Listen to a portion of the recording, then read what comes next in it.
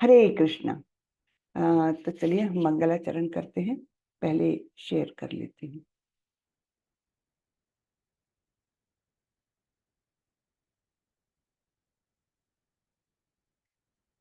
हरे कृष्णा।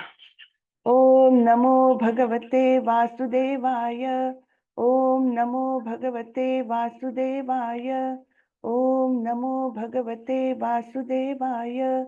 ओम अज्ञानतिमिरान्धस्य ज्ञानाञ्जनशलाकया चक्षुरुन्मिलितं येन तस्मै श्रीगुरवे नमः। श्रीचैतन्यमनोभीष्टं स्थापितं येन भूतले स्वयं रूपः कदा मह्यं ददाति स्वपदान्तिकं।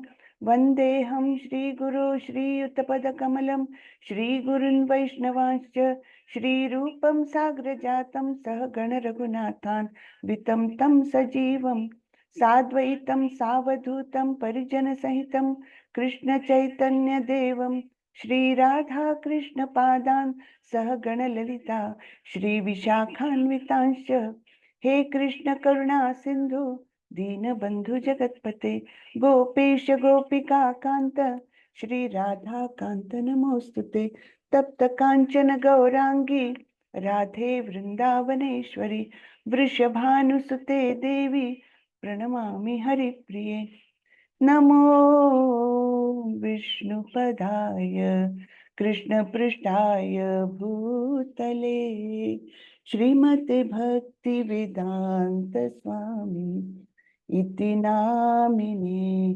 नमस्ते सारस्वती देवी गौरवाणी प्रचारिणे निर्विशेषाय शून्यवादी पाश्चात्य देशतारिणी। जय श्री कृष्णा चैतन्या प्रभो नित्यानंदा श्री अद्वैत गदाधर श्रीवासादि गौरभक्त वृंदा। हरे कृष्णा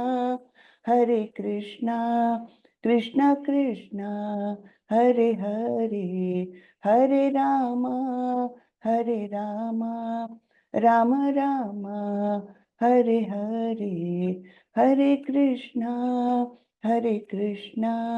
कृष्णा कृष्णा हरे हरे हरे रामा राम राम हरे हरे। हरे कृष्णा। सभी का बहुत बहुत स्वागत है। हरे तो कृष्ण माता जी। हरे कृष्ण माता जी, दंडवत प्रणाम। दंडवत प्रणाम। हरे कृष्णा। स्वागत है सभी का। तो आज के अध्याय का नाम है श्रद्धा त्रय विभाग योग, अर्थात श्रद्धा के विभाग। तो ये कौन से विभाग हैं अभी भगवान हमको बताने जा रहे हैं। तो अभी अर्जुन का प्रश्न सबसे पहले आता है। ये शास्त्र विधि मुत्सृज्य यजन्ते श्रद्धयान्वितः तेषां निष्ठा तु का कृष्ण सत्वमाहो रजस्तमः। अर्जुन ने कहा, हे कृष्ण, जो लोग शास्त्र के नियमों का पालन न करके अपनी कल्पना के अनुसार पूजा करते हैं, उनकी स्थिति कौन सी है? वे सतोगुणी है, रजोगुणी है या तमोगुणी? ठीक है ना। तो अपनी कल्पना के अनुसार शास्त्रों के नियमों का पालन न करके इस प्रकार अगर कोई करता है, पूजा करता है, तो उसकी स्थिति कौन सी है, उसकी श्रद्धा कैसी है ना। इसके बारे में अर्जुन जानना चाह रहे हैं। श्री भगवानुवाच त्रिविधा भवति श्रद्धा देहिनां सा स्वभावजा सात्विकी राजसी चैव तामसी चेति ताम शृणु। भगवान ने कहा, देहधारी जीव द्वारा अर्जित गुणों के अनुसार उसकी श्रद्धा 3 प्रकार की हो सकती है, सतोगुणी, रजोगुणी अथवा तमोगुणी। अब इसके विषय में मुझसे सुनो। ठीक है। तो जो शास्त्रों का अनुपालन नहीं कर रहा है, अपने मन गढ़ंत तरीके से कुछ पूजा विधि वगैरह कर रहा है, तो उसके जो अर्जित गुण है, अगर वो व्यक्ति रजोगुणी है, तमोगुणी है या सत्वगुणी है, जिस गुण में भी वो है उसके अनुसार ही उसकी श्रद्धा भी कहलाएगी। तो इसके विषय में अब भगवान बताने जा रहे हैं। तो ये सर्कल में देखिए आप, यहाँ पर 3 लोगों के बारे में बताया है। एक रजोगुणी है, एक सत्वगुणी है और दूसरे हैं जो शुद्ध सत्व में। तमोगुणी का तो विचार ही नहीं किया, क्योंकि तमोगुणी तो कोई श्रद्धा रखेंगे ही नहीं। तो रजोगुणी जो है वो क्या करते हैं, वो बहुत सकाम कर्म में लिप्त रहते हैं, है ना। और उनकी इच्छाएं लालसाएं इतनी ज्यादा प्रबल है कि काम के द्वारा वो प्रेरित रहते हैं, आसक्ति, तीव्र आसक्ति। और फिर वो ऐसे कर्म कर करके अंतिमतः उनको कौन सी गति मिल सकती है, ज्यादा से ज्यादा स्वर्ग लोक, ज्यादा से ज्यादा। यानी इन सकाम कर्मों के माध्यम से उन्होंने सपोज कुछ अच्छे काम किए, कुछ दान पुण्य किया, कुछ यज्ञ वगैरह किया, तो उनको ज्यादा से ज्यादा स्वर्ग लोक की प्राप्ति हो सकती है ना। यानी उच्च लोकों में जा सकते हैं। जो सत्व गुणी हैं तो वे ज्ञान अर्जन करते हैं, हाँ, और मुक्ति की अभिलाषा करते हुए वो आगे बढ़ते हैं। तो उनको ज्यादा से ज्यादा कहाँ पर जा सकते हैं, वो ब्रह्म ज्योति तक, है ना। ज्ञानी माना जाता है उनको। ये रजोगुणी कर्मी है और ये ज्ञानी है जो सत्व गुण में स्थित है। तो ज्यादा से ज्यादा वो ब्रह्म तेज तक जा सकते, ब्रह्म तेज तक जा सकते हैं। यानी ब्रह्मन की स्तर तक वो ऊपर उठ सकते हैं, नॉट ब्रह्मा। हाँ, ये ब्रह्म यानी ब्रह्म ज्योति तक, जो भगवान का शरीर का जो तेज है वहां तक वे जा सकते हैं ज्यादा से ज्यादा। लेकिन शुद्ध सत्व में जो रहते हैं वो भक्ति करते हैं, और टॉप मोस्ट लेवल की वो भक्ति जो प्रेमा भक्ति करते हैं वहां तक जाते हैं। और फिर प्राप्त क्या करते हैं, उनका गंतव्य क्या है, कृष्ण। उनका गंतव्य कृष्ण है, अर्थात वे या तो वैकुंठ लोकों को प्राप्त करते हैं या फिर गोलोक वृंदावन में जाते हैं। इस प्रकार से उनका गंतव्य होता है।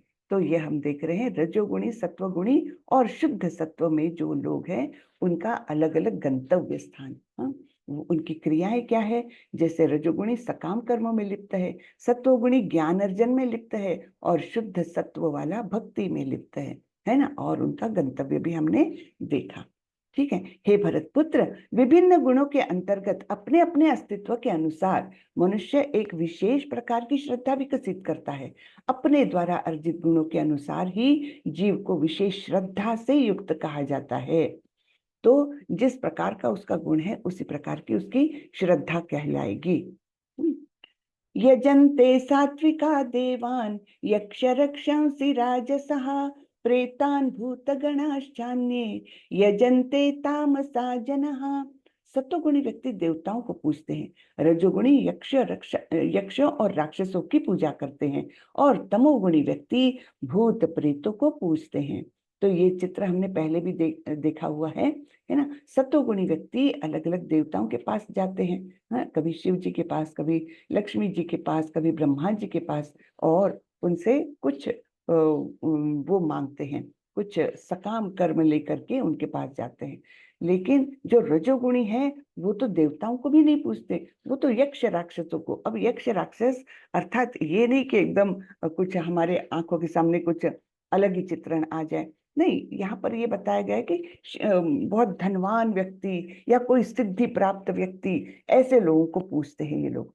हाँ, तो जैसे यहाँ पर दिखाया गया है कि किसी धनवान व्यक्ति की ये व्यक्ति, दूसरा व्यक्ति पूजा कर रहा है। क्यों? क्योंकि उसको लगता है कि चलो हम इसकी पूजा करेंगे, या किसी मिनिस्टर की वगैरह ऐसे पूजा करते हैं ये लोग, तो कुछ उनकी पूजा करेंगे तो हमको भी कुछ प्राप्ति होगी।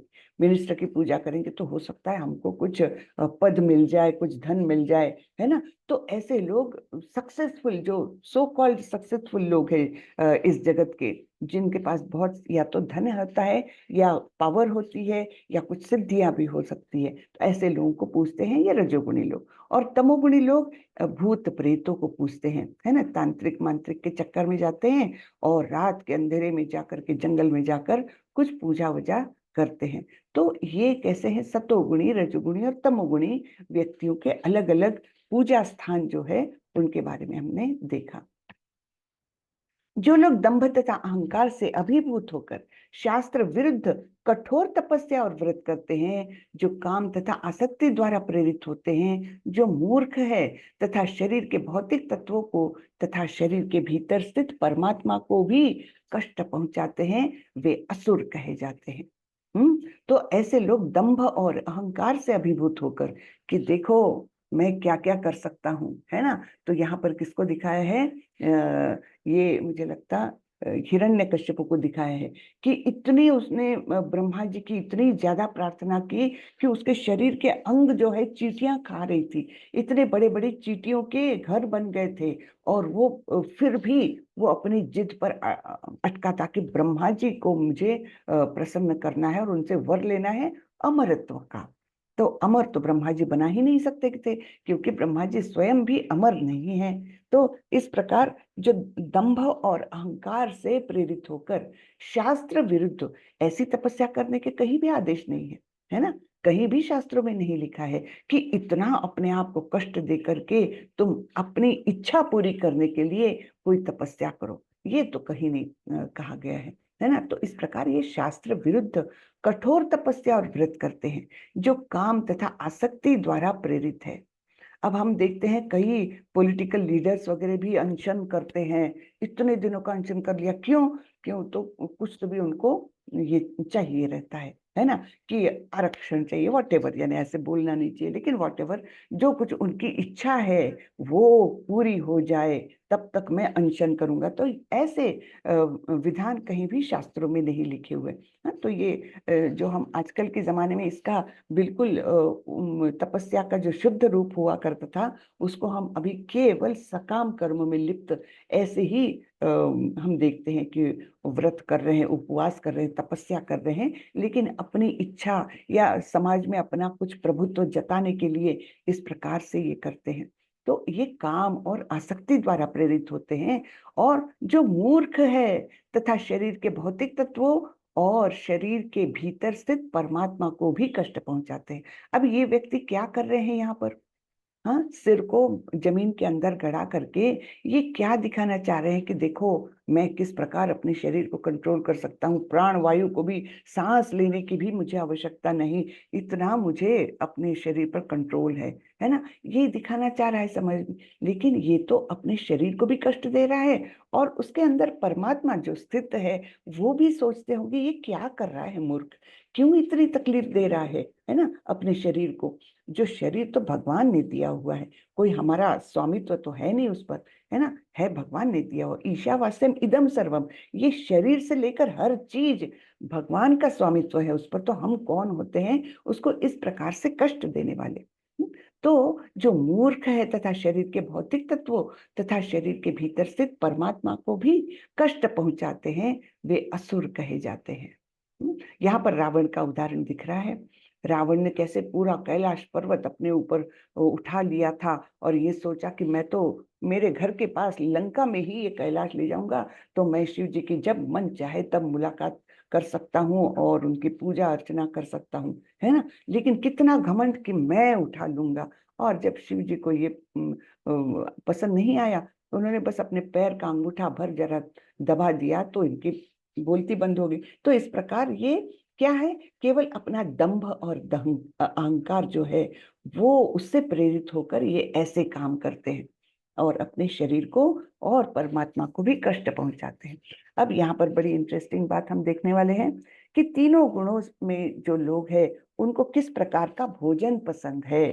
भगवान ने कितनी सारी बातें बताई है हमको, सारी बातें ज्ञान भरी ऐसी है ना।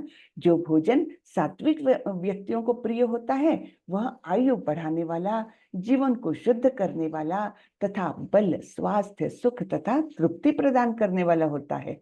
ऐसा भोजन रसमय, स्निग्ध, स्वास्थ्यप्रद तथा हृदय को भाने वाला होता है। ठीक है, तो सात्विक लोगों को कैसा भोजन पसंद है हम देखते हैं। जैसा ये शुद्ध शाकाहारी भोजन ताजा बना हुआ, इसमें सारे ही इंग्रेडिएंट्स है। देखिए, दाल चावल है, पूरी सब्जी वगैरह है, कुछ मीठा भी है, कुछ फल भी है, सलाद भी है ना, और इस प्रकार दही वगैरह, इन सभी चीजों से युक्त जो भोजन है वो सात्विक कहलाता है। ये क्या करता है, आयु बढ़ाने वाला, जीवन को शुद्ध करने वाला। जीवन की शुद्धि आंतरिक शुद्धि से शुरू होती है ना। तो अंतर मन जब शुद्ध होते जाएगा, हमारा पूरा ही जीवन शुद्ध करने वाला है। हाँ, तो ऐसा ये भोजन उनको पसंद है, और वो तो बल भी देता है, स्वास्थ्य, सुख और तृप्ति, इस प्रकार की भावनाएं हमारे अंदर इससे, शुद्ध सात्विक भोजन करने से हमको प्राप्त होती है। फिर रजोगुणीय लोगों को क्या पसंद है? अत्याधिक तिक्त, खट्टे, नमकीन, गरम, चटपटे, शुष्क तथा जलन उत्पन्न करने वाले भोजन रजोगुणी व्यक्तियों को प्रिय होते हैं। ऐसे भोजन दुख, शोक तथा रोग उत्पन्न करने वाले हैं। ठीक है, तो रजोगुणी लोग हमको कहाँ दिखते हैं? चाट के ठेले पर निश्चित रूप से दिखेंगे, है ना? तो वो कैसा खाना खाते हैं? एकदम गरम गरम, बहुत तीखा, बहुत खट्टा, है ना, जीभ को जलाने वाला ऐसा भोजन। ये इस प्रकार का जो ये दिखा है। इधर का पूरा सात्विक है, जैसे फलों का आहार है और कुछ और मीठी चीजें हैं, है ना, दूध और अन्य सामग्री से बनी हुई। तो ये सात्विक आहार हुआ। ये बीच का जो है, जो एकदम जीभ पर कैसा अंगार लगा देगा, तो वो रजोगुणी लोगों को पसंद है। बहुत ज्यादा चटपटा, गरम और शुष्क और जलन उत्पन्न करने वाला। फिर खाने से 3 घंटे पूर्व पकाया गया स्वादहीन, वियोजित एवं सड़ा, जूठा तथा अस्पृश्य वस्तुओं से युक्त भोजन उन लोगों को प्रिय होता है जो तामसी होते हैं। तो यहाँ पर क्या? अस्पृश्य वस्तुओं से युक्त। अब हम अस्पृश्य किसे मानते हैं? मांस, है ना, वो कोई हमको स्पर्श करने में आनंद आ सकता है? या रक्त से सनी हुई चीजें? बिल्कुल नहीं। तो ऐसी चीजें अर्थात मांसाहार इसमें इंक्लूडेड है जो तामसी लोगों को प्रिय है। तो और क्या? देखिए यहाँ पर ये बताया है ना, ये चीज बताया है। चीज तो दूध से बना है, बहुत अच्छा है, लेकिन इसके अंदर क्या डाला हुआ है? ये एक प्रोसेसिंग किया जाता है। कोई एक विशिष्ट प्रकार के कीड़े होते हैं, उनको ये उसमें चीज के बीच में कॉम्प्रेस करते हैं, और इस प्रकार ये जो काला काला भाग दिख रहा है वो क्या है? वो कीड़े हैं, मरे हुए कीड़े। अब ऐसा चीज खाना किसको पसंद होगा?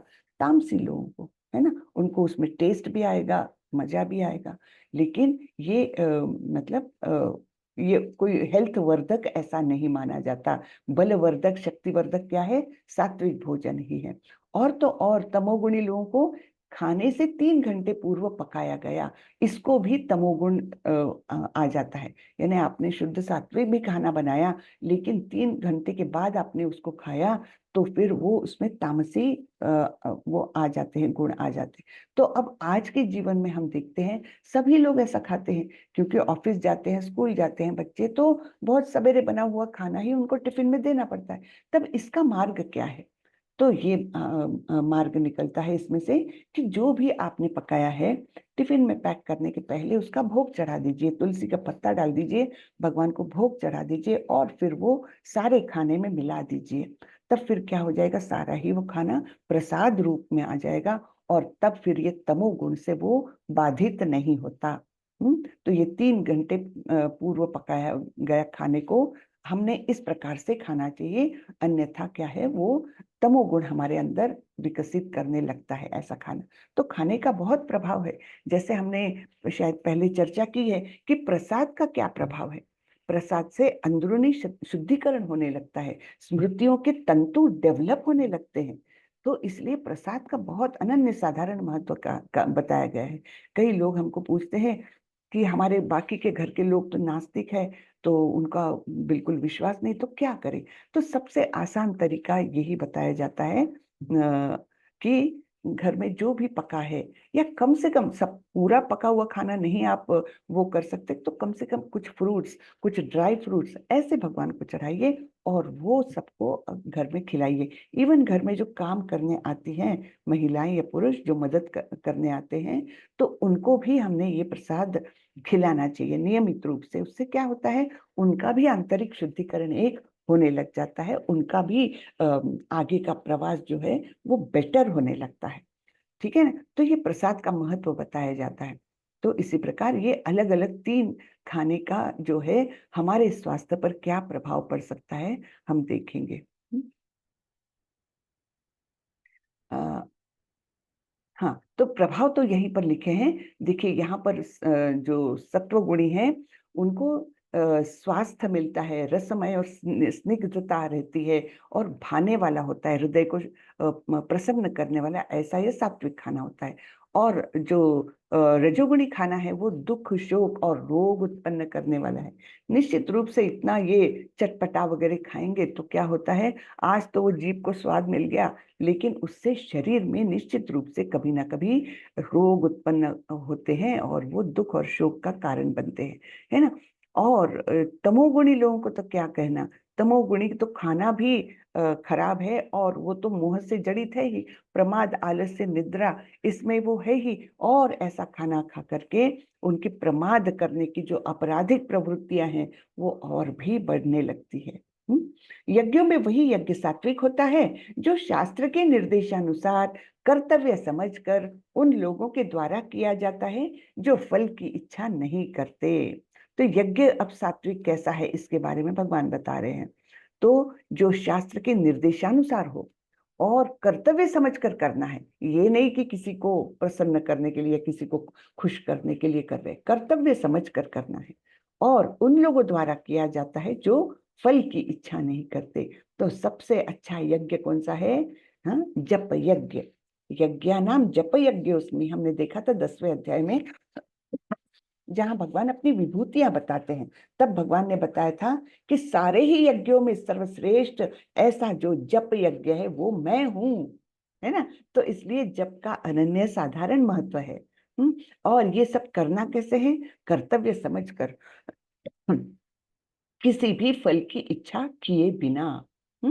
लेकिन हे भरत श्रेष्ठ, जो यज्ञ किसी भौतिक लाभ के लिए गर्ववश किया जाता है उसे तुम राजसी जानो। तो भौतिक लाभ के लिए कि मैं ये यज्ञ करूंगा और मेरे घर में सब कुछ सुख शांति आ जाएगी, है ना, धन धान्य की प्राप्ति हो जाएगी, धनम देहि पुत्रम देहि, ये देहि वो देहि, है ना। तो ये सब करते हैं भौतिक लाभ के लिए और गर्ववश, हाँ, कि दूसरों को दिखाने के लिए भी करते कि देखो मैं कितना आध्यात्मिक स्वरूप का व्यक्ति हूँ, है ना, मैं कितना भगवान के वो करता हूँ। लेकिन भगवान नहीं, वो तो भौतिक लाभ के लिए कर रहे हैं, देवी देवताओं की आराधना कर रहे हैं, है ना। तो इस प्रकार से ये होता है, वो राजसी यज्ञ कहलाता है।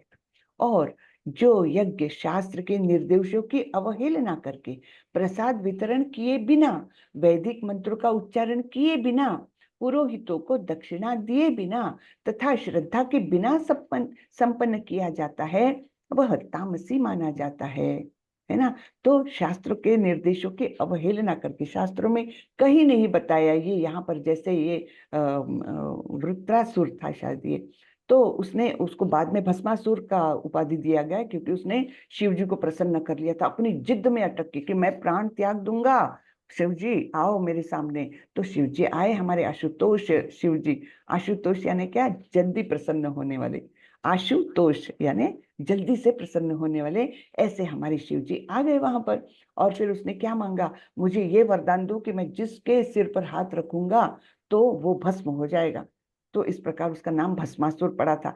तो शिव जी तो हमारे भोलेनाथ, उन्होंने वो वरदान दे दिया उसको। और सबसे पहले उसने किया क्या कि उसने टेस्ट करना चाहा कि सच्ची में मुझे वो शक्ति मिली कि नहीं। तो उसने शिव जी के ही सिर पर हाथ रखना चाहा जिससे कि शिव जी भस्म हो जाए। हाँ, तो शिव जी को भागना पड़ा वहां से। और फिर विष्णु भगवान फिर उनके रक्षा के लिए आए, मोहिनी रूप में आए, है ना। और फिर इतना मोहित किया उस भस्मासुर को कि भस्मासुर एकदम उसके पीछे पागल हो गया। और फिर उस मोहिनी मूर्ति ने कहा कि चलिए हम नृत्य करते हैं, मेरे साथ नृत्य करिए। नृत्य करने लग गए। और फिर मोहिनी ने एक मुद्रा में ऐसा किया कि अपना हाथ अपने सिर पर रख लिया, इसने भी उनकी नकल की और फिर खुद ही भस्म हो गए, है ना। ये कथा तो आप सभी को पता होगी वैसे तो, लेकिन ऐसे ही मैंने बताया कि ये शास्त्र के निर्देशों की अवहेलना करके, और इसमें कोई प्रसाद वितरण नहीं है, वैदिक मंत्र नहीं है, पुरोहित नहीं है, है ना, इस प्रकार ये है, तो इसको तामसी कहा जाता है। ये केवल खुद की इच्छा को पूरी करने के लिए, खुद के, है ना, कि मैं बलशाली बन जाऊं, सबसे ज्यादा किसी के भी सिर पर हाथ रख दूं वो भस्म हो जाएगा। तो ये होता है तामसी यज्ञ। तो 3 प्रकार के यज्ञ हमने देखे, उसके पहले 3 प्रकार के भोजन हमने देखे थे। हाँ, अब यहाँ पर हमको पता चलेगा शरीर की तपस्या क्या है। तीन प्रकार की तपस्या के बारे में भी भगवान बताएंगे, शरीर की, वाणी की और मन की तपस्या। BMW याद रखिए आपने, शरीर यानी बॉडी, माइंड एंड W यानी वर्ड्स, ये तीन तरीके की तपस्याएं भी भगवान बताएंगे। देव द्विज गुरु प्राज्ञ पूजनम शौचमार्जवम ब्रह्मचर्यम अहिंसा च शरीरम तप उच्यते। परमेश्वर, ब्राह्मणों, गुरु, माता पिता जैसे गुरुजनों की पूजा करना तथा पवित्रता, सरलता, ब्रह्मचर्य और अहिंसा ही शारीरिक तपस्या है। तो अपने से श्रेष्ठ लोगों की पूजा करना और पवित्रता, शरीर की भी और मन की भी। हाँ, तो यहाँ पर तो शरीर की तपस्या इसलिए, पवित्रता बाह्य दृष्टि से हमेशा शुचिता रहे, है ना, नहाए धोए स्वच्छ रहे एकदम। गंदे जगह पर जाते हैं तो फिर से तुरंत से स्नान कर लें। सरलता यानी अंदर बाहर अलग नहीं है, कपट नहीं है, उसको सरल बोलते हैं, सरलता है। फिर ब्रह्मचर्य, सेलिबसी, और अहिंसा ही शारीरिक तपस्या है। हिंसा की तो वो शरीर की तपस्या भंग हो जाती है, किसी भी प्रकार की हिंसा नहीं। तो ये शरीर की तपस्या हुई। अनुद्वेगकरं वाक्यं सत्यं प्रियहितं च यत् स्वाध्यायाभ्यसनं चैव वाङ्मयं तप उच्यते। सच्चे, भाने वाले, हितकर तथा अन्यों को क्षुब्ध न करने वाले वाक्य बोलना और वैदिक साहित्य का नियमित पारायण करना, यही वाणी की तपस्या है। तो हम महाराज युधिष्ठिर का यहाँ पर एग्जाम्पल बताया जाता है कि उनकी वाणी ऐसी ही थी, किसी को क्षुब्ध न करने वाली, सच्चा, भाने वाला, हितकर और अन्यों को क्षुब्ध न करने वाला, इस प्रकार का वाक्य, मतलब इस प्रकार की वाणी उनकी थी। और वैदिक साहित्य का नियमित पारायण, तो हमारे घर में ग्रंथ होते हैं, भगवत गीता, भागवतम और भी अन्य ग्रंथ होते हैं, तो उनका नियमित पारायण, एक पेज तो भी कम से कम रोज पढ़ने का संकल्प ही लेना चाहिए हमने। कुछ भी हो जाए, भगवत गीता का मैं एक पेज तो पढ़ूंगा। Bhagavad Gita as it is, अर्थात भगवत गीता यथारूप जो श्रीला प्रभुपाद ने लिखी हुई है। मुझे आशा है आप सभी के पास अभी ये किताब होगी, क्योंकि वो लिंक भी डाली हुई थी जिससे आप लोग ऑनलाइन भी मंगवा सकते थे। तो चाहिए तो वो रिपीट कर देंगे लिंक, है ना, तो आप लोग घर बैठे उसको मंगवा सकते हैं। बहुत सुंदर है, और एज इट इज जैसे कृष्ण ने बताया, जैसे अर्जुन ने ग्रहण किया, वही भाव हर जगह पर है। तो इसलिए वो पढ़ना, शुद्ध ज्ञान प्राप्त करने के लिए शुद्ध साहित्य पढ़ना बहुत आवश्यक है। क्योंकि हम तो डायरेक्टली हम तो कुछ भी समझ नहीं सकेंगे, ये श्लोक पढ़ेंगे तो हमको क्या समझने वाला है ना। जब तक प्रभुपाद जी उसको एक्सप्लेन ना करे हम नहीं समझ सकते। तो इसलिए बाकी भी भागवतम वगैरह भी केवल श्लोक पढ़ के हम नहीं समझ सकते। जब वो परपट पढ़ते हैं ना, उसका तात्पर्य दिया हुआ पढ़ते हैं ना डिटेल में, तब कहीं वो आत्मसात होने लगता है ज्ञान।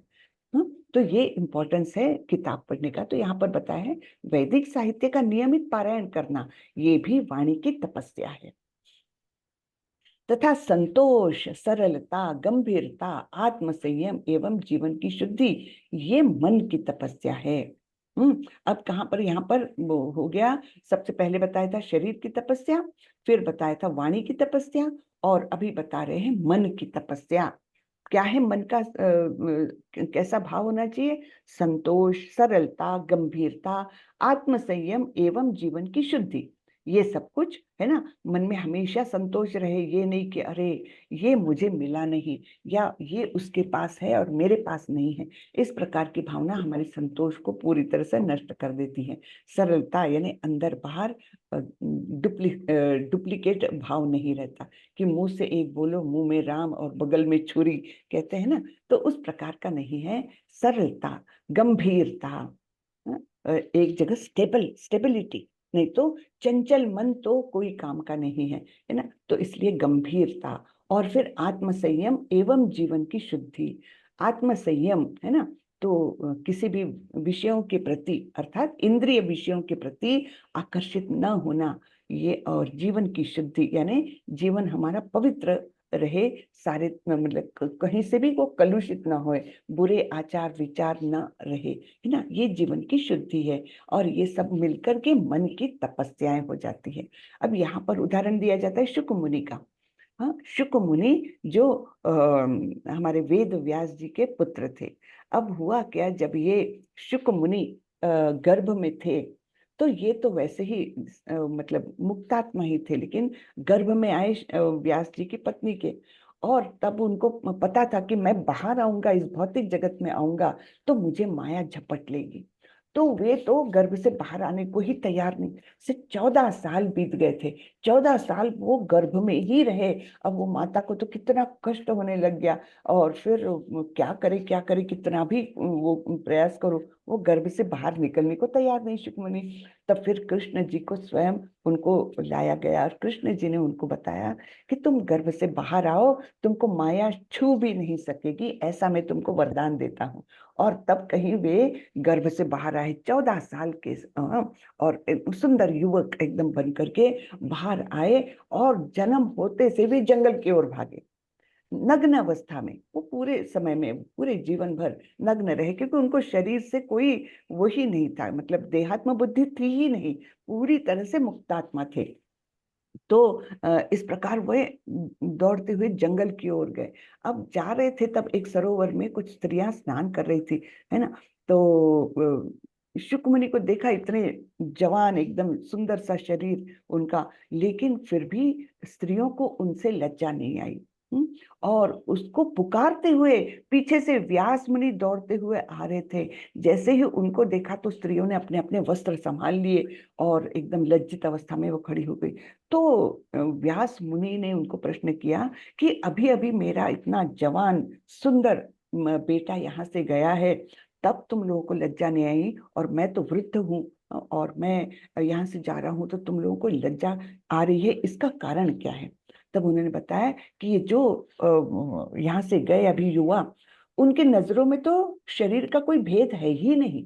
हाँ, पुरुष शरीर या स्त्री का शरीर, इसमें वो भेद ही नहीं कर पाते, उनकी नजर एकदम शुद्ध है। तो हमको उनके सामने शरीर भी दिख गया तो उनको कोई फर्क ही नहीं पड़ने वाला, इसलिए हमको उनके सामने लज्जित होने की जरूरत नहीं पड़ी। लेकिन आप तो गृहस्थ है, आपको इस शरीर का भेद पता है, और इसलिए हमको लज्जित मतलब महसूस हुए हम। तो इस प्रकार ये बताया गया कि शुकमुनि जन्म से ही मुक्तात्मा थे, उनको किसी संस्कारों की आवश्यकता नहीं, कुछ नहीं, वे जन्म से ही मुक्तात्मा थे। और यही शुकमुनि आगे जाकर परीक्षित महाराज को पूरा संपूर्ण भागवतम बताते हैं। तो ऐसे ये है मन की तपस्या, मन से इतने शुद्ध कि उनको कोई शरीर का भेद ही नहीं, है ना। श्रद्धया परया तप्तम तपस्तरं त्रिविधम नरैः अफलाकांक्षिभिर्युक्तैः सात्विकं परिचक्षते। भौतिक लाभ की इच्छा न करने वाले तथा केवल परमेश्वर में प्रवृत्त मनुष्यों द्वारा दिव्य श्रद्धा से संपन्न यह 3 प्रकार की तपस्या सात्विक तपस्या कहलाती है। तो हमने जो 3 प्रकार की तपस्या देखी है, कौन सी, शरीर, मन और वाणी, है ना, BMW।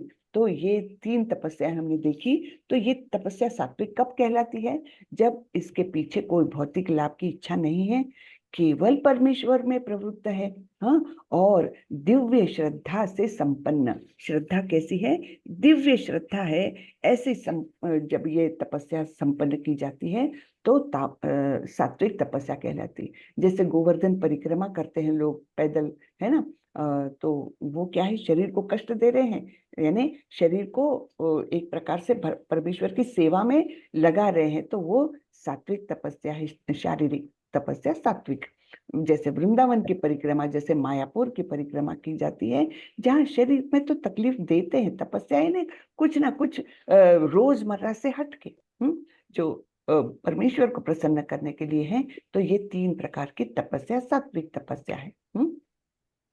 सत्कार मान पूजार्थम तपोदम्भेन चैव यत् क्रियते तदिह प्रोक्तम राजसं चलमध्रुवम। जो तपस्या दंभ पूर्वक तथा सम्मान, सत्कार एवं पूजा कराने के लिए संपन्न की जाती है, वह राजसी या रजोगुणी कहलाती है। यह न तो स्थायी होती है न शाश्वत। तो तीनों प्रकार की तपस्याओं को आप देख लीजिए। अगर शरीर की तपस्या या वाणी की तपस्या या शब्दों की वाणी और मन की तपस्या, ये अगर दंभ पूर्वक और कुछ पाने के लिए, सम्मान सत्कार, ये सब पाने के लिए अगर की जाती है तो ये राजसी है। ये न तो स्थायी है न शाश्वत। तो जैसे हमने राजनेताओं के बारे में अभी चर्चा की थी कि दंभ पूर्वक, हाँ मैं करके दिखाऊंगा ये, हाँ इतने दिनों का उपवास करूंगा कि सरकार को बिल्कुल मेरे सामने झुकना ही पड़ेगा। तो ये सब होता है, ये राजसी। मूढ़ ग्राहेणात्मनो यत् पीडया क्रियते तपः परस्योत्सादनार्थं वा तत्तामसमुदाहृतम्। मूर्खतावश आत्म उत्पीड़न के लिए या अन्यों को विनष्ट करने या हानि पहुंचाने के लिए जो तपस्या की जाती है वह तामसी कहलाती है। तो इस प्रकार से ये तपस्या जो है, उन्होंने अपने सिर से अंगार उत्पन्न कर दी थी, है ना, और शिव जी को प्रसन्न किया था। तो ये सब क्या, नहीं, ब्रह्मा जी को प्रसन्न किया था। तो ये सब क्या है, ये तामसी तपस्याएं हैं। दातव, अब दान के बारे में भगवान बताने जा रहे हैं। अभी तक हमने तपस्याएं देखी, 3 प्रकार की तपस्याएं, शरीर मन वाणी की, और ये तीनों का तीनों को बताया है कि कब वो सात्विक रहती है, कब राजसी रहती है, कब तमोगुणी रहती है। इस प्रकार से हमने सारे भेद अभी तक देखे। फिर अब दान के बारे में बताएंगे। दान तो बहुत महत्वपूर्ण है। हर व्यक्ति छोटे न छोटे प्रमाण में दान करता है, लेकिन वो दान भी किस प्रकार हमको बंधनकारक हो सकता है, ये भी हम यहाँ पर देखेंगे। दातव्यमिति यद्दानं दीयते नुपकारिणे देशे काले च पात्रे च तद्दानं सात्विकं स्मृतम्। जो दान कर्तव्य समझकर किसी प्रत्युपकार की आशा के बिना समुचित काल तथा स्थान में और योग्य व्यक्ति को दिया जाता है, वह सात्विक माना जाता है। तो कर्तव्य समझकर, यहाँ पर ये प्रभु जी दिख रहे हैं और ये कुछ बुक्स डिस्ट्रीब्यूट कर रहे हैं। तो क्यों कर रहे हैं, कर्तव्य समझकर, है ना, कि ये मेरा कर्तव्य है कि कृष्ण भावनामृत का प्रसार प्रचार हो, कृष्ण का नाम हर किसी व्यक्ति तक पहुंचे, ये बढ़ाना मेरा कर्तव्य है। ये समझकर किसी प्रत्युपकार की आशा के बिना कि मुझे इससे कुछ फल प्राप्ति होगी, ये आशा नहीं है। फिर समुचित काल यानी योग्य समय और योग्य स्थान और योग्य व्यक्ति, तीनों भी योग्य होने चाहिए, है ना। नहीं तो अपात्र को दान देना, गलत व्यक्ति को गलत समय वो दान देना, ये हम पर ही बूमरैंग हो सकता है। तो इस प्रकार योग्य व्यक्ति को दिया जाता है, वह सात्विक माना जाता है। जैसे नंद महाराज का यहाँ पर दिख रहा है, कृष्ण जन्मोत्सव वो मना रहे हैं और अत्यंत आनंदित होकर बहुत बड़ा बड़ा दान उन्होंने दिया। कहा जाता है कि करीबन उन्होंने 9 लाख गाय दी थी उस दिन दान में। प्रत्युपकारार्थम फलम उद्दिश्य वा पुनः दीयते च परिक्लिष्टम तद्दानम राजसं स्मृतम्। किंतु जो दान प्रत्युपकार की भावना से या कर्म फल की इच्छा से या अनिच्छा पूर्वक किया जाता है, वह रजोगुणी अर्थात राजस कहलाता है। तो ये चित्र हमने कोरोना काल में बहुत देखा है। आप लोगों को याद होगा कि उस समय सब कुछ बंद था, तो गरीब लोगों के घर में तो मतलब नौकरी पर ही नहीं जा पाते थे, है ना, रोजी रोटी उनकी कमाने के सब साधन बंद हो गए थे। तो बहुत लोग ऐसे समय में दान दिए, लेकिन करते कैसे थे दान, किसी गरीब परिवार को दे रहे हैं और फिर सेल्फी भी खींच रहे हैं, और फिर ये सेल्फी कहाँ डालेंगे, वो अपने अपने व्हाट्सएप ग्रुप्स में डालेंगे, परिवार जनों को, मित्रों को बताएंगे कि देखा मैं कितना अच्छा व्यक्ति हूँ कि मैंने दान किया। तो ये क्या है, प्रत्युपकार चाहिए, उनको प्रत्युपकार का फल चाहिए, अर्थात क्या कि लोगों ने कहना चाहिए, वाह वाही करनी चाहिए। इस भावना से कर अगर दान दिया है तो वो राजसी है ना। कर्म फल की इच्छा से दान दिया है, राजसी है। या अनिच्छा पूर्वक भी दिया है, तब भी वो राजसी है। अनिच्छा पूर्वक कब दिया जाता है, सपोज आपके ऑफिस में कोई बॉस है, और बॉस कहते हैं अरे ये संस्था बड़ी अच्छी है, बड़ी अच्छी काम करती है, या ये मतलब किसी व्यक्ति के लिए दान देना है, उसको बहुत जरूरत है। अब बॉस बोल रहा है तो उसको मना भी नहीं कर सकते, लेकिन इच्छा तो नहीं हो रही है देने की, तो अनिच्छा पूर्वक दान अगर किया तो वो भी कहाँ जाएगा, वो भी रजोगुण में जाएगा। अदेश काले यद्दानम अपात्रेभ्यश्च दीयते असत्कृतम अवज्ञातम तत्तामसमुदाहृतम। तथा जो दान किसी अपवित्र स्थान में अनुचित समय में किसी अयोग्य व्यक्ति को या बिना समुचित ध्यान तथा आदर से दिया जाता है वह तामसी कहलाता है। ठीक है, तो अपवित्र स्थान में कहीं तो भी गंदे जगह में कोई बैठे हैं, है ना, गलत जगह पर, जैसे सपोज दारू का अड्डा है और वहां पर आप किसी को दान दे रहे हैं तो अपवित्र स्थान है, तो उसका वो परिवर्तित हो जाएगा। आप किसी जरूरतमंद को भी दे रहे हैं लेकिन स्थान अपवित्र है तो वो तामसी आ जाएगा, है ना। अनुचित समय में, गलत समय में कहीं दे रहे या अयोग्य व्यक्ति को, ये तो बहुत सावधान रहना चाहिए। अब हम लोगों का होता क्या है, कहीं जाते हैं रास्ते में वगैरह, तो कोई भिखारी वगैरह मिल जाता है, छोटे बच्चे आ जाते हैं कार के पास कि कुछ खाने को दो वगैरह, तो निश्चित रूप से हमको लगता है, दया आती है, तो हम कुछ पैसा निकाल करके दे देते हैं उस बच्चे को।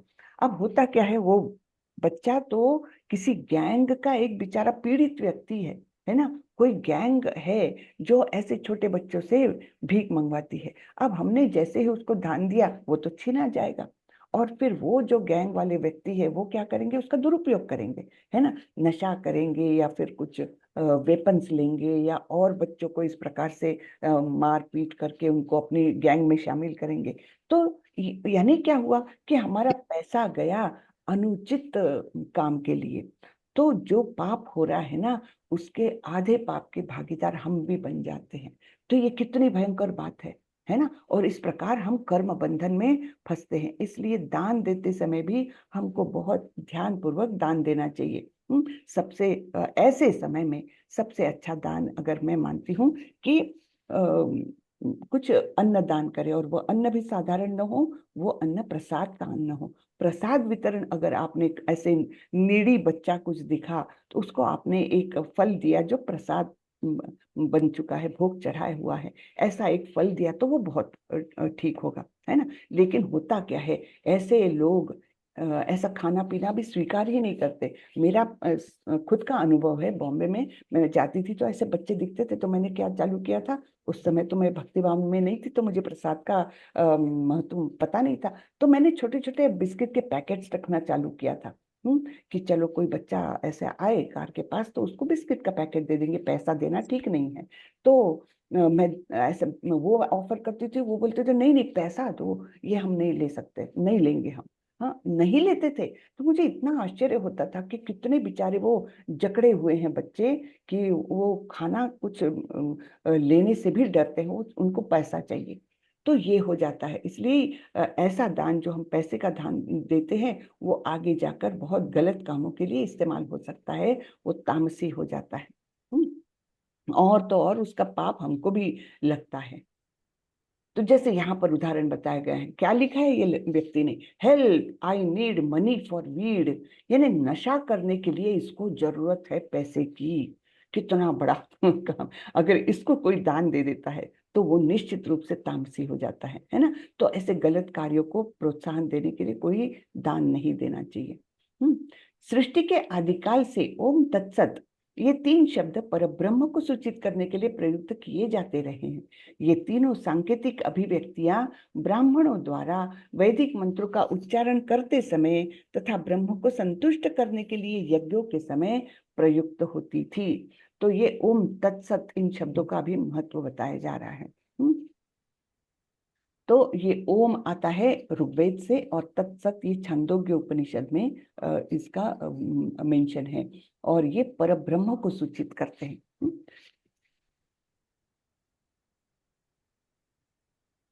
अतएव योगी जन ब्रह्म की प्राप्ति के लिए शास्त्रीय विधि के अनुसार यज्ञ दान तथा तप की समस्त क्रियाओं का शुभारंभ सदैव ओम से करते हैं। तो सभी ये यज्ञ दान और तप जो भी करते हैं इनका शुभारंभ कर आरंभ करते समय हमने ओम शब्द का इस्तेमाल करना चाहिए। कृपया म्यूट रखें।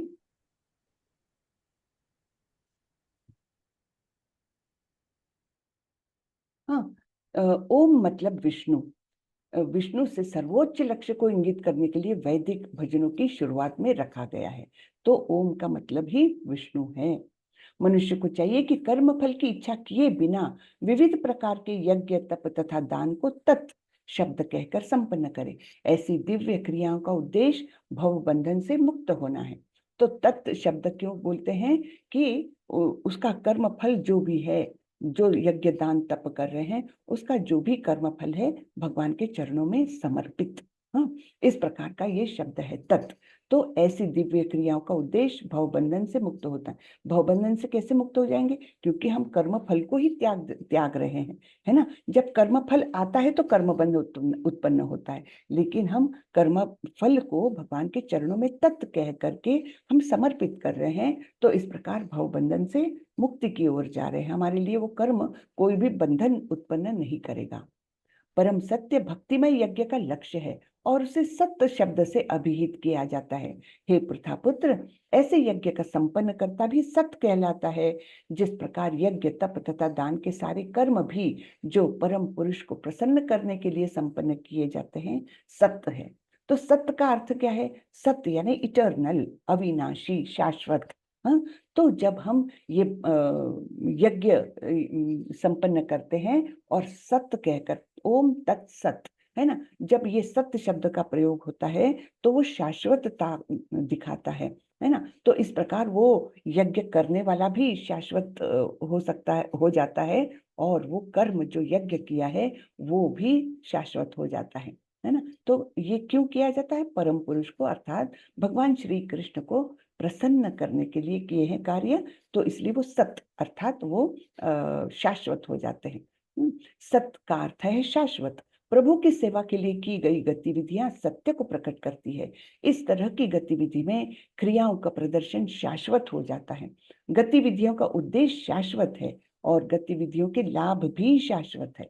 तो इससे जो भी लाभ मिलते हैं वो शाश्वत है, वो हमको इस भौतिक जगत से उबारने के लिए सहायकारी हो जाते हैं, शाश्वतता की ओर हमको ले जाते हैं, है ना। तो अब यहाँ पर हम देखते हैं भगवान के लिए, प्रभु के लिए की गई प्रभु की सेवा के लिए की गई गतिविधियां सत्य को प्रकट करती है ना। तो इसलिए ये यज्ञ दान तप, ये जब हम भगवान श्री कृष्ण के प्रति करते हैं तो वो शाश्वत हो जाते हैं। अन्यथा देवताओं के प्रति या यक्ष राक्षस या तांत्रिक मांत्रिक के चक्कर में उनके लिए करते हैं तो वो निश्चित रूप से भौतिक ही रह जाते हैं। तो इसीलिए ये भगवान श्री कृष्ण के प्रति अर्थात जो शाश्वत है उनके प्रति की गई ये गतिविधियां ये सत्य को दर्शाती है।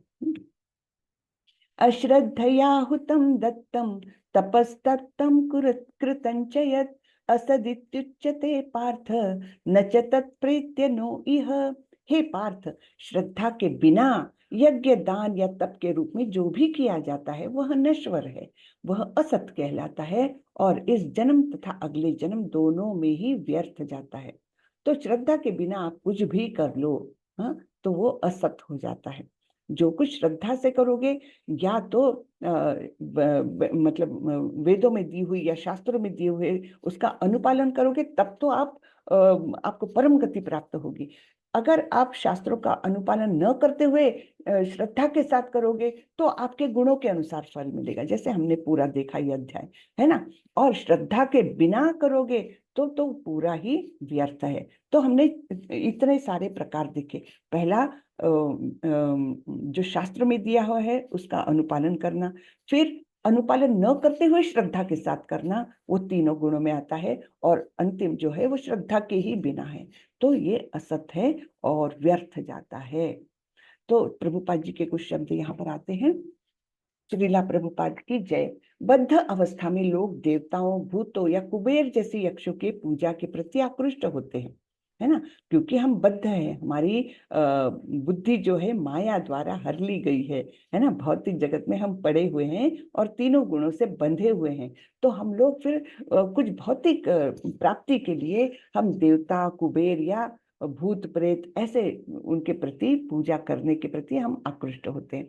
यद्यपि सत्वगुण, रजोगुण तथा तमोगुण से श्रेष्ठ है, लेकिन जो व्यक्ति कृष्ण भावनामृत को ग्रहण करता है वह प्रकृति के इन तीनों गुणों को पार कर जाता है है ना। तो प्रकृति के 3 गुणों को पार करने के लिए केवल भगवान श्री कृष्ण के शरण में जाना ही आवश्यक है, अन्यथा सारे देवी देवता तो इसी भौतिक जगत में है, वो स्वयं शाश्वत नहीं है, तो वो हमको शाश्वतता कैसे दे सकते हैं, है ना। तो इस प्रकार से इस प्रकार से बताया गया है कि जो व्यक्ति कृष्ण भावनामृत को ग्रहण करता है वह इन तीनों गुणों से अतीत हो जाता है, तीनों गुणों को पार कर जाता है। सफलता पाने के लिए उपयुक्त गुरु प्राप्त करके उसके निर्देशन में प्रशिक्षण प्राप्त करना चाहिए, तभी ब्रह्म में श्रद्धा हो सकती है। जब कालक्रम से ये श्रद्धा परिपक्व हो जाती है तो इसे ईश्वर प्रेम कहते हैं। यही प्रेम समस्त जीवों का चरम लक्ष्य है। अतएव मनुष्य को चाहिए कि सीधे कृष्ण भावनामृत ग्रहण करे। इस 17वें अध्याय का यही संदेश है। बहुत सुंदर।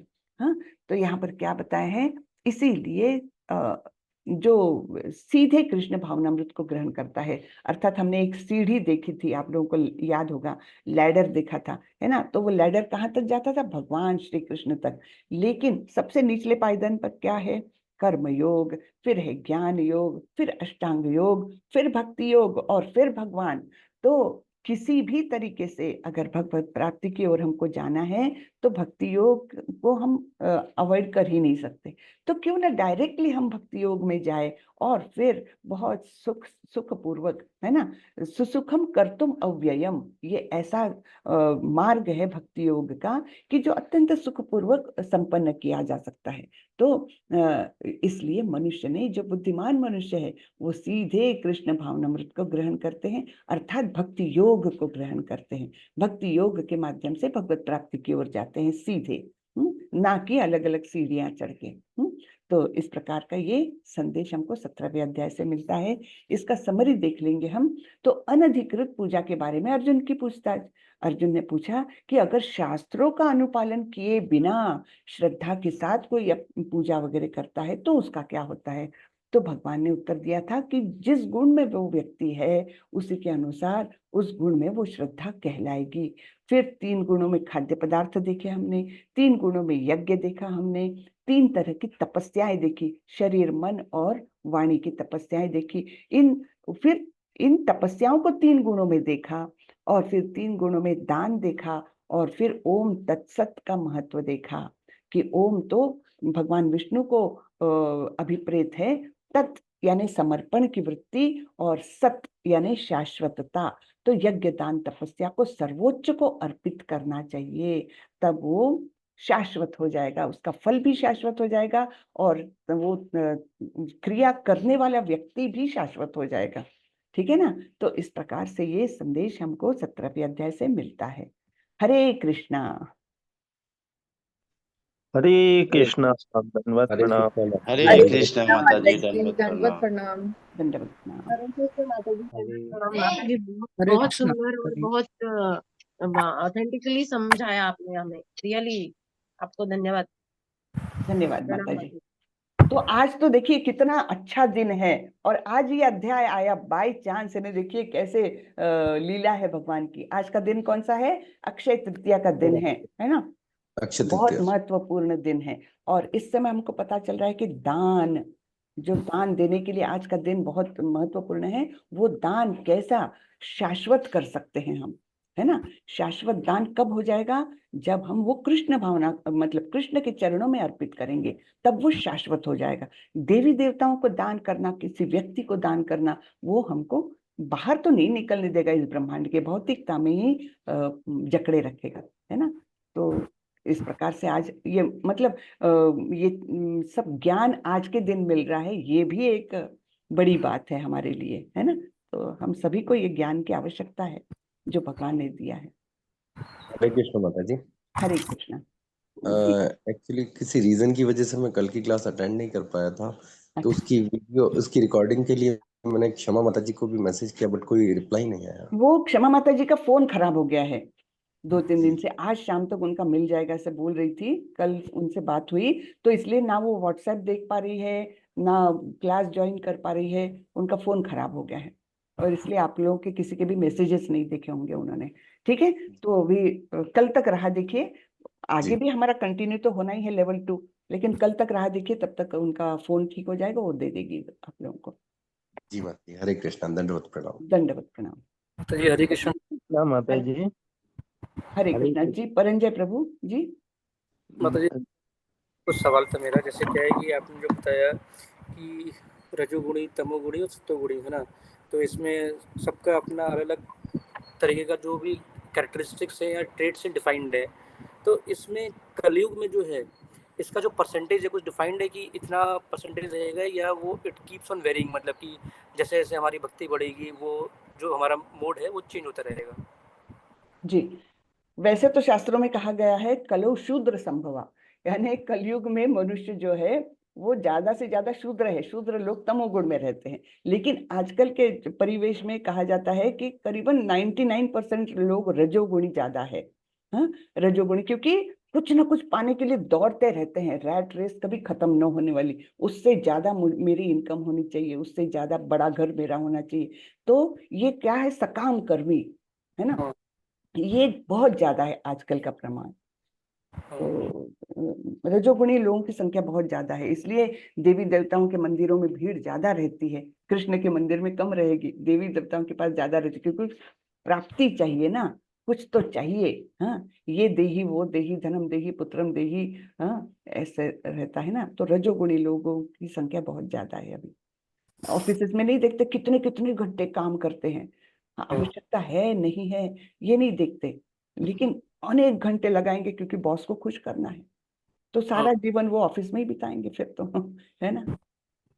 ये रजोगुण का लक्षण है। मतलब ये बताया शरीर की जो तपस्या है वो तीन में डिवाइडेड है, एक तो बॉडी हो गया, माइंड हो गया और वाणी हो गया, मन।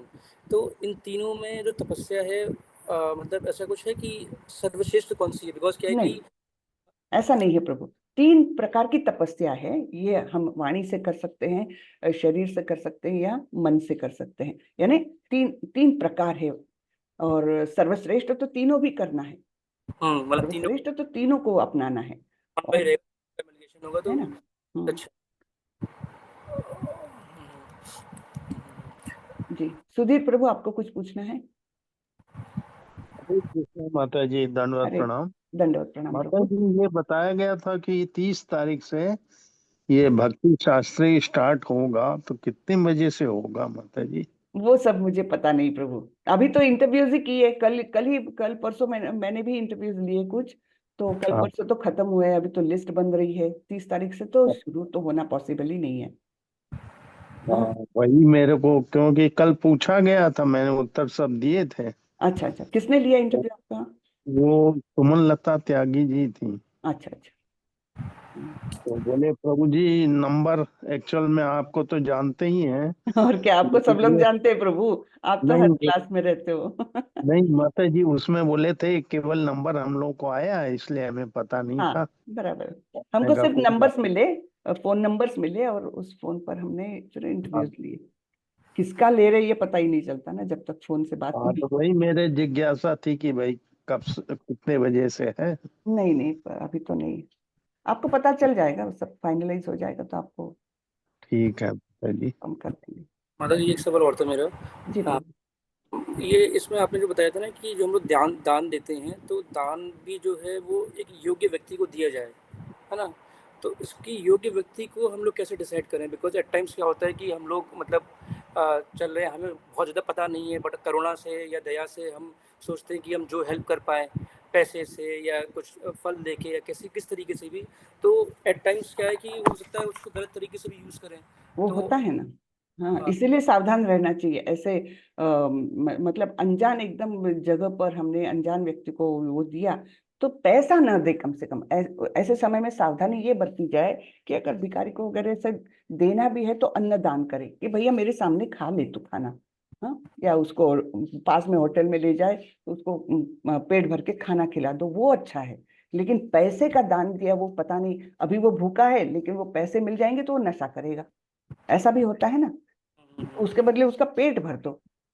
लेकिन होता क्या है, मतलब ये इसके लिए बता रही मैं, आज आपने दान दिया, उसका आज का पेट भर गया, कल की वही समस्या रहने वाली है ना। तो ये तो अनएंडिंग उसका प्रोसेस है। तो इसलिए फिर ऐसे व्यक्ति को प्रसाद दीजिए, तो उसकी आंतरिक थोड़ी थोड़ी शुद्धि होती जाएगी। प्रसाद दीजिए, आप 4 दिन दीजिए, 5 दिन दीजिए, थोड़ा थोड़ा उसमें आंतरिक शुद्धि होती जाएगी और उसका प्रोग्रेस होएगा, उसकी चेतना अपलिफ्ट होगी। तो ये सबसे अच्छा दान इसलिए बोला जाता है कि आप प्रसाद वितरण करो। केवल अन्नदान करने से भी श्रेष्ठ है प्रसाद का वितरण। हाँ, और फिर इसलिए हम लोग जो मानते हैं कि इसलिए कृष्ण के प्रति किया हुआ दान सर्वश्रेष्ठ, क्योंकि जो भी मंदिर में आता है इस्कॉन के, वो भूखे पेट नहीं जाता, उसको पेट भर के खाना मिलता है। तो वो फिर प्रसाद है। प्रसाद जिस व्यक्ति को मिल गया तो उसके आंतरिक शुद्धि होकर उसका मतलब उसकी प्रगति होगी, उसकी चेतना की प्रगति होगी, इसलिए वो सर्वश्रेष्ठ ऐसा। तो माता जी मान लीजिए कोई इंसान हैंडीकैप्ड है और बिल्कुल चल नहीं पा रहा है और हम देख के उसको मान लीजिए पैसे से सपोर्ट कर देते हैं, वो उस पैसे को गलत तरीके से यूज़ करता है, नशा करता है, कुछ भी करता है, तो क्या वो जो पाप किया उसने, उसके भागीदार हम भी होंगे? निश्चित रूप से होंगे, निश्चित रूप से। हाँ, तो इसलिए बहुत सावधानी। ये दान का जब से मैंने ये पढ़ा है, जब से मैं इसमें आई हूँ, तब से मेरे को दान के प्रति फिर अभी सजग होना पड़ता है ना। जब अपने को ज्ञान हो गया है तब सजगता तो आती है। नहीं तो हम क्या करते थे, चलो कोई भी मंदिर में गए, देवताओं के ही मंदिर में सही, देवताओं के मंदिर में भी दान दे दिया। फिर क्या, अगर उस मंदिर में कुछ गबन होता है तो वो हमको भी बाधित करेगा। लेकिन ये इसकी बड़ी सुंदरता है, हम कृष्ण के चरणों में जब दान देते हैं, सपोज वहां पर कुछ गड़बड़ भी हो गई ना, तभी वो कृष्ण देख लेंगे। लेकिन यहाँ पर देवता क्योंकि वो भौतिकता में ही है, तो इसलिए उससे हम भी बाधित होते हैं, है ना। तो और कृष्ण को हमने समर्पण कर दिया, वो कृष्ण जाने और वो व्यक्ति जाने जिसने वो किया है, ऐसा हो जाता है, तो हम मुक्त हो जाते हैं उससे। इसलिए कृष्ण का दान बहुत सर्वश्रेष्ठ, और कृष्ण को प्रसन्न किया तो सब प्रसन्न, है ना, क्योंकि वो वृक्ष की जड़ है। उनको प्रसन्न किया तो देवता भी प्रसन्न, सारे जीव भी प्रसन्न, तो उनको प्रसन्न करना ही सर्वश्रेष्ठ हो जाता है। माता जी एक शब्द आपने यूज किया था, किसी मतलब जो दान कर्तव्य समझकर किसी प्रेतकार की प्रत्युपकार यानी कर्मफल की अपेक्षा के बिना, प्रत्युपकार की अपेक्षा के बिना, है ना, यानी कुछ उसका फल मुझे भी मिल जाए। हाँ, कि मैंने दान दिया है तो मुझे वाहवाही मिल जाए, ये भी प्रत्युपकार हुआ ना। तो उसकी अपेक्षा के बिना मुझे कुछ भी नहीं चाहिए, दान दे दिया, छूट गई, मैं अलग वो अलग, है ना। और किसी को ऐसा कहते हैं ना कि राइट हैंड से दिया हुआ दान लेफ्ट हैंड को भी पता न चले, ऐसा दान शुद्ध होता है। नहीं तो वाहवाही हो जाए, 4 लोगों को बता रहे हम, तो ये गलत है।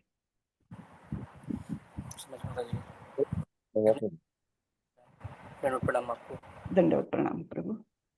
हरे कृष्णा माता जी। हरे कृष्णा जी प्रभु। माता जी मेरा एक प्रश्न है, जी, जैसे कोई व्यक्ति को दान नहीं दे करके किसी पशु पक्षी को अगर मैं प्रसाद के रूप में या बिस्किट या कुछ फल देते हैं, तो वो क्या वो भी अपराध बन जाता है क्या? नहीं नहीं, पशु पक्षियों के प्रति नहीं होता है। आप उसको ऐसा अन्न जो प्रसाद के रूप में दिया तो उसकी प्रगति होगी, उसको जल्दी मनुष्य योनि प्राप्त होगी, क्योंकि प्रसाद खाया उसने, जी, है ना। जैसे दुकान से बिस्किट लेके भगवान का नाम जाप करके उसको दे देने हाँ से तो हाँ, कोई वो दिक्कत भी नहीं है अच्छा है, हाँ वो भी ठीक है। ना? हरे कृष्ण। हरे कृष्ण। हरे कृष्ण माता जी, दंडवत प्रणाम। धन्यवाद प्रणाम माता जी। माता जी मैंने सुना है भंडारा जो हम खाते हैं वो भी गलत है, नहीं खाना चाहिए, ये सही है माता जी? भंडारा यानी देखिए, कई कई लोग ऐसा लिखते हैं ना, अपना नाम लिखते हैं कि इसके द्वारा प्रायोजित भंडारा, तो उसमें प्रसाद थोड़ी ना रहता है। अब वो किसने कुक किया, कौन सी भावना से कुक किया, है ना, तो ये सब बातें हो जाती, इसलिए भंडारा भी कैसा रहता है। हाँ, मंदिर का भंडारा है तो खाइए, लेकिन बाहर का जो रहता है, जो अपनी पब्लिसिटी के लिए करते हैं लोग बाग, उसमें मत खाइए। जब हम वृंदावन मंदिर का मथुरा तो जाते हैं ना माता जी, तो परिक्रमा मार्ग में कितने सारे भंडारा मतलब देते ही रहते हैं। तो वो हम जा रहे थे तो कि कोई बांट रहे थे, तो हमारे बड़े बोले कि नहीं नहीं ये नहीं लेना है, ऐसे बोल दिया। नहीं, ठीक है फिर, क्योंकि वो पता नहीं उनकी भावना किस भावना से वो कुकिंग उसका होता है ना, तो वो कैसा भावना से किया है पता नहीं, कौन करता है वो पता नहीं, स्वच्छ है अस्वच्छ है पता नहीं, तो नहीं लेना जी चाहिए। जी। हमने पूछा था क्यों नहीं लेना है, तो बोले हमने अभी किया हुआ पुण्य सारा उनके इसमें चला जाता है, इसीलिए नहीं अच्छा लेना है बोले। अच्छा अच्छा, ये तो मुझे नहीं पता। ठीक है। माता जी जी जो लाइटर लाइटर नोट की है कि जैसे आपने बोला ना कि पशु और ये जो हैं उनको प्रसाद मिलेगा तो उनको मनुष्य योनि मिलेगी, और मनुष्य योनि वो सोचे कि मनुष्य योनि मिल जाएगी, ये तो दुखाली भी है, यहाँ तो और सारे दुख हैं। तो लेकिन मनुष्य योनि मिले बिना मुक्ति का मार्ग भी तो नहीं है, ये है बात ना? भी है। तो इसलिए अभी आप हमको मिला हुआ है तो मतलब है ना, ये ऐसे मतलब मैं सोचता हूँ कि सबसे ज़्यादा डिस्ट्रैक्शन, सबसे ज़्यादा परेशानी भी इसी में है, और अगर आप इसको सही तरीके से यूज़ कर लें तो आप इससे बाहर भी आ सकते हैं मतलब। बिल्कुल बिल्कुल सही बोला। ये अभी का हमारा स्थान ये है कि हम नीचे भी जा सकते हैं या एकदम सर्वोच्च स्थान पर भी जा सकते हैं, ये हम पर डिपेंड करता है ना? हरे कृष्ण चलिए माता जी। जी। तो कहीं कहीं जगह पे दान पे ये भी लिखा है कि श्रद्धया देयम। तो अभी एक बात ये हुई कि इसको देना इसको नहीं देना, तो ये श्रद्धया देयम बोले तो हम श्रद्धा से किसी को भी दे दे तो ये क्या होगा, मतलब समझ में नहीं आता है। अ, क्या मुझे समझा नहीं। नहीं, अभी हम कहीं शास्त्र में ये भी लिखा है कि हाँ श्रद्धया देयम, मतलब जिसको देना है वो श्रद्धा से देना, वो जो भी हाँ करे। हाँ, नहीं नहीं, जो भी करे वैसा नहीं, जो भी करे हाँ। तो गड़बड़ हो जाता है ना, क्योंकि हमने धन का दान दिया जिसका इस्तेमाल उसने कुछ गलत किया, तो फिर वो तो हम तक आएगा पक्का से। इसलिए धन का दान गलत व्यक्ति के हाथ में गया तो फिर वो हमको भी उसका भुगतना पड़ता है। ये कहीं लिखा होता है इस अच्छा शास्त्र में कि पता नहीं श्रद्धया अब। देयम, अच्छा श्रद्धा से दे। हाँ, श्रद्धा वो तो है। वो नहीं तो जो बिना श्रद्धा का है उसका तो दुख का ही फल मिलता है, बिना श्रद्धा के तो कुछ नहीं करने का। लेकिन श्रद्धा के भी तीन प्रकार है ना, श्रद्धा से युक्त हाँ। होकर भी तीन प्रकार है, हम्म, तो हम्म, उसमें हम कहाँ आते हैं वो, हम्म, है ना? उसके भी अलग अलग परिणाम बताए हैं। चलिए तो आज यही खत्म करते हैं। कल का हम्म, अंतिम अध्याय बहुत अच्छा अध्याय है, सुंदर अध्याय है। ठीक है, तो हरे होपफुली कल कृष्ण माता जी। क्षमा माता जी ज्वाइन हो जाएगी, अगर उनका फोन ठीक हुआ तो फिर उनसे आप पूछ सकते हैं। आज अजय प्रभु भी नहीं आए हैं, जिनको भी क्विज के बारे में अगर पूछना है ना तो कल पूछ लीजिएगा, क्षमा माता जी आ जाएगी। नहीं माता जी, हरे कृष्णा, दंडवत प्रणाम। अरे आया आप था आए मैं, हैं क्या? आपने देखा नहीं। अरे जी जी। मैंने देखा नहीं, हाँ। तो आपको प्रश्न वो पूछा क्या किसी ने जो क्विज के बारे नहीं में नहीं माता जी, था? किसी ने मैसेज नहीं किया मेरे को। ओ अच्छा अच्छा, आपको देखा नहीं मैंने, शुरू में मैंने देखी थी लिस्ट, तब नहीं थे तो मुझे लगा आप आए नहीं। ठीक है, प्रभु जी चलिए। तो क्विज में दिक्कत आ रही है, मैं आपको अलग से मैसेज करता हूँ, ठीक है, फिर मैं बताता हूँ, क्योंकि वो जी मैं प्रभु जी, आप ना मेरे को व्हाट्सअप मैसेज कर दीजिए, जो भी प्रॉब्लम आएगी मैं आपकी सोल्व कर देता हूँ उसी समय। ठीक है मैं आपको करता हूँ प्रभु जी। हरे हरे हरे कृष्ण कृष्ण। माता जी। हरे हरे कृष्ण कृष्णा। माता प्रणाम। दंडवत प्रणाम। वाचा कल्पतरुभ्यश्च कृपा सिन्धुभ्यैव च पतितानां पावनेभ्यो वैष्णवेभ्यो नमो नमः। अनंत कोटि वैष्णव वृंद की जय, श्रीला प्रभुपाद की जय। हरे कृष्ण सभी।